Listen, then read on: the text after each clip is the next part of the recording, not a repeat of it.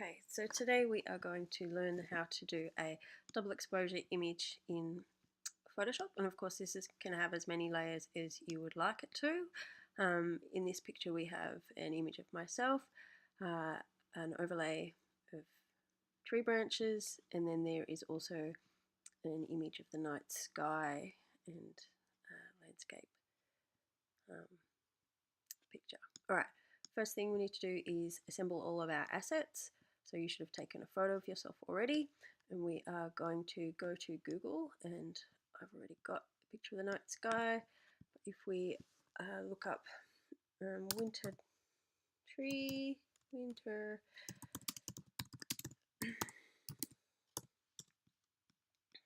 okay, we go to images, we use the search tools.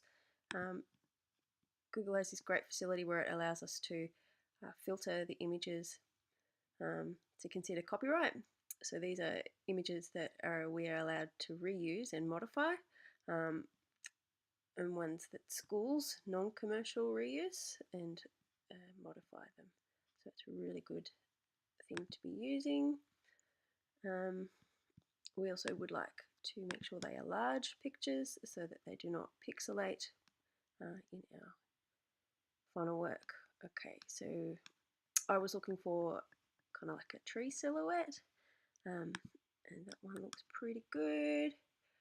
We want to view image. I'm going to control click and save the image. I'm saving over this because I did try and do this before, and of course my computer crashed, so hopefully that doesn't happen again. And go back to Photoshop. Now we already have the picture of our night sky. We're going to open the other images, so we have them already as well. We have the tree, and then we also have the picture of me. Alright, I'm going to move that finished artwork towards the end. And go back to our photo of ourselves, and we need to clean this image up.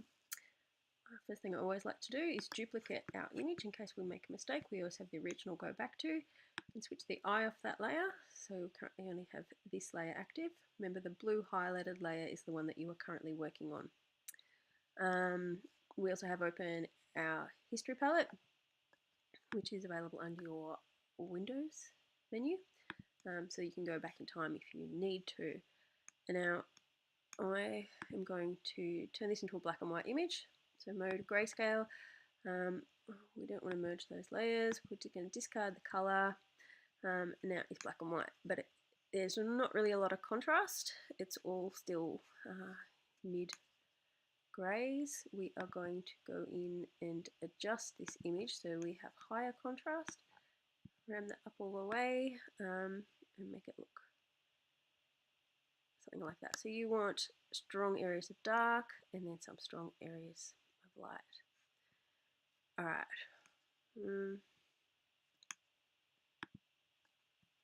Okay, so now we need to clean this image up. We want to cut all that background out. A couple of ways we can do this. I'm going to try and do it with the quick selection tool, or you could use the magic wand.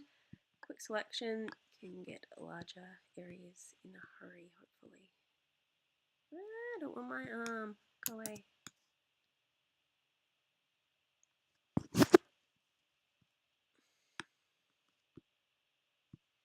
And you hit delete on your keyboard to delete those areas.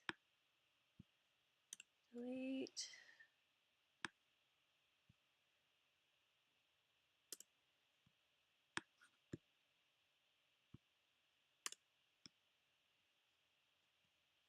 Right, I'm going to use the marquee, try and speed this up a little.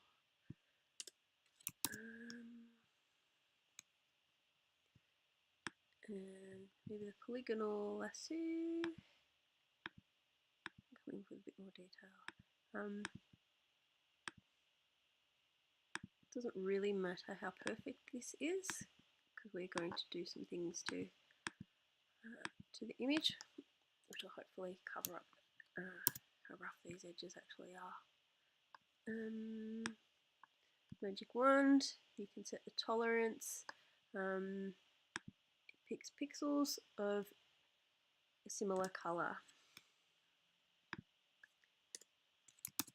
Delete that, go back in with your polygonal lasso.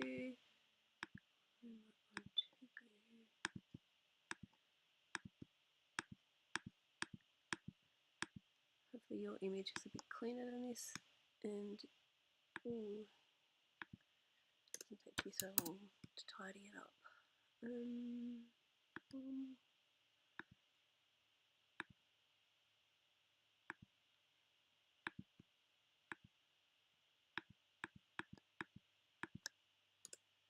Command D to deselect. Alright, that's a bit rough, but I'm sure I can do something about that. Even a bit of hair. Let me try and fix it.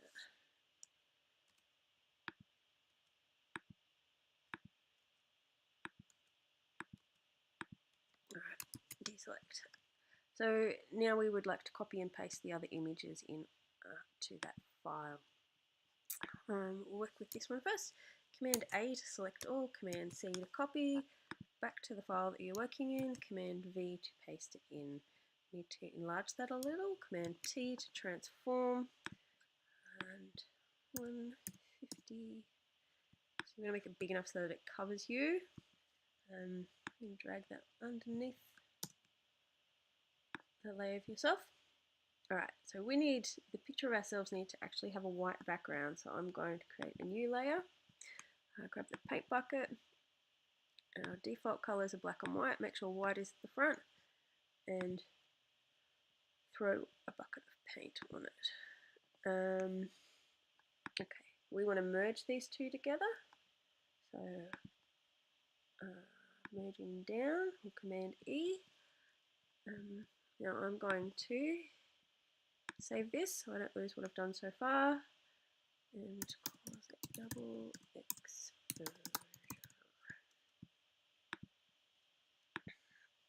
Alright, now this is a very important part.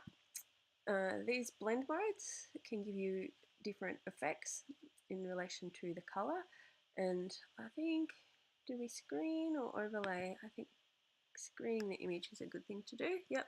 And then you can go back to your picture of your tree and perhaps move it into an area or into position that you're happy with. So that in itself is a double exposure Photoshop effect. So essentially we are done, but we can go a bit further to try and refine and resolve this image a bit more. I'm going to duplicate that tree because I would like more branch than that, and move that across so I have more layers of tree, and however, got there. I'm going to darken this particular layer so it just builds up on top of the other one. One copy.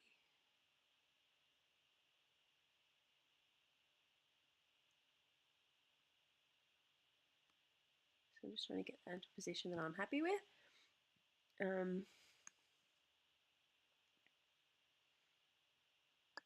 Right.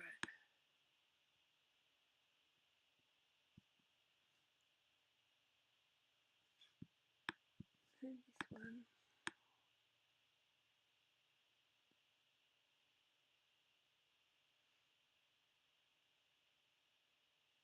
Something like that. I might need another copy of it because I've got this big bit of dead space. So I'm trying to make it look somewhat balanced. And of course that is a duplicate darkened layer.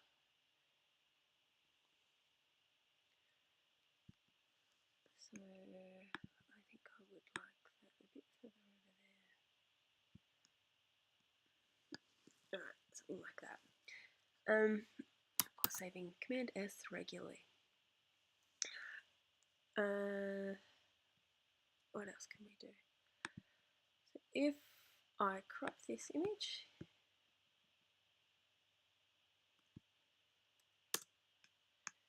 and look at the size, image size. So we want to make it a standard page size, so I'm making it 29.7.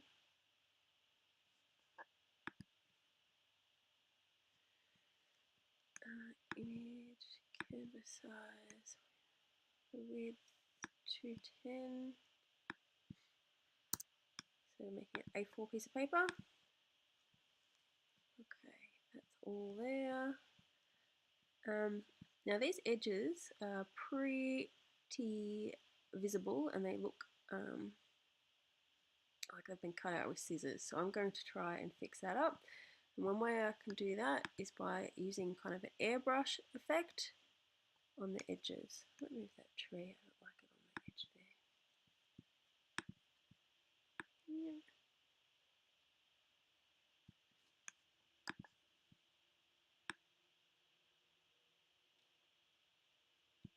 Right. So what I'd like to do, as I was saying with the brush, is grab a brush, a rather large brush, and maybe a diffused or blurry kind of brush. But then there are others you can choose from. We want to make sure the opacity is not 100%, it's not nice and solid, so it gives a subtle effect. And we're going to use white on, perhaps on that layer, maybe on a picture of ourselves, and try and blend that edge in a bit so it's not quite so harsh. Do the same on the other arm. Subtle effects, maybe a little bit across the head. And that's just making it blend in a bit better. Alright, on the face there's not much definition around my eyes, so one way I can do that is, because it's showing through what is dark underneath, so on one of the underneath layers, if we flip the colours and use the black brush, we could do the same thing. I might use less pressure for this, and build up maybe a bit more definition in the face. So maybe so you can see my eyes a bit better. There you go. So you can do that in various areas that you want defined a bit more. Alright, so that is essentially your double exposure image. Now you can leave it at that, or you can do a couple of other things to develop your image a bit further. So this image is just currently a grayscale image, but we might want to add a bit of colour to it. If we turn it back to RGB, again, don't merge, we don't want to do that. Adjustments, if we get our colour balance, I think, and then you can move these sliders to give different tones. So that's a bit browny. I'll make it slightly reddy purple. Really, this is up to you. Quite subtle effects. So that's kind of like a nice pastel-y colour. And we'll hit OK. I think I'm taking a big chunk out of my arm.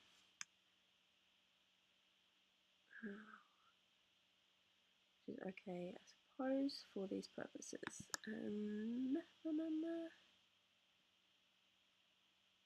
So you can always go back and adjust things as you go. White. My shirt a bit more so it's not so noticeable.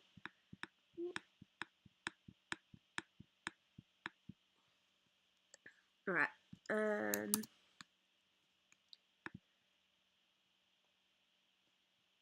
Okay, now the other thing that I wanted to do is add another layer on top.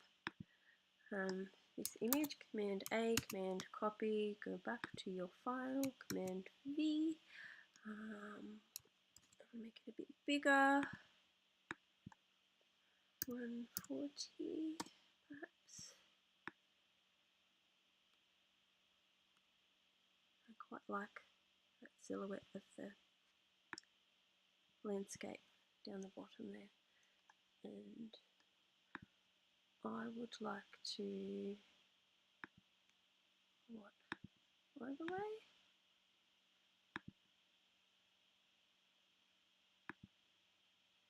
No, might just do it normal and then change the opacity down to really low so it makes it nice and transparent, so you can still see it a little bit there.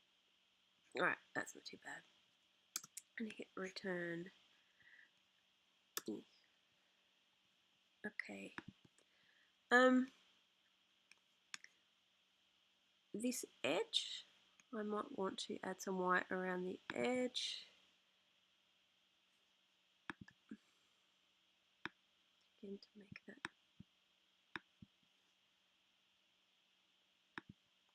go into the background a bit more.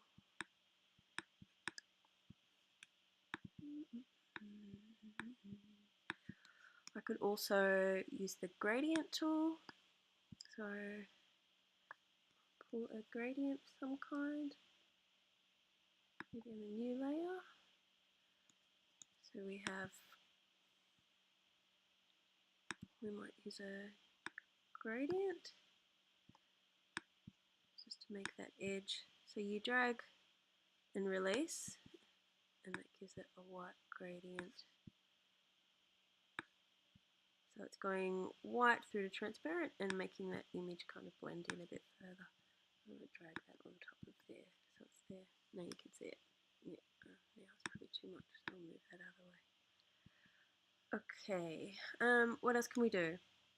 I think it'd be nice to add a little border around the edge. So a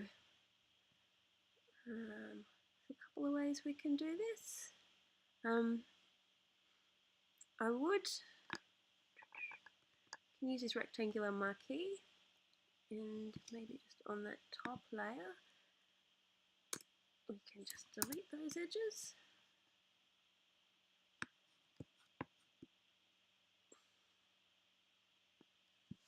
And use your arrow keys to get a bit more precision. I'm just judging this by eye.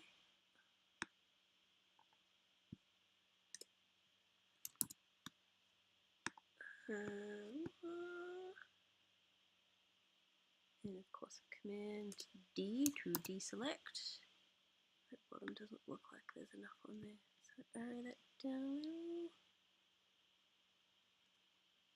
And Command D. Alright, so we have a border around there. Looks almost the same, and it will do for now. You might want to add a coloured filter over the top so you can create a new layer. You can double click, pick a colour, maybe like a pale beige of some kind, and perhaps use your paint bucket, throw that on top. Again, you might want green, and then knock the opacity back so we don't really have harsh white edges. It's a bit creamy, maybe.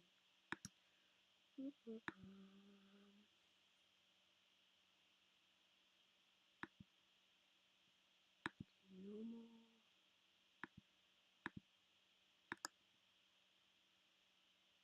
Something like that. And that's pretty much it. Okay. So every time you do it, you'll get a slightly different effect.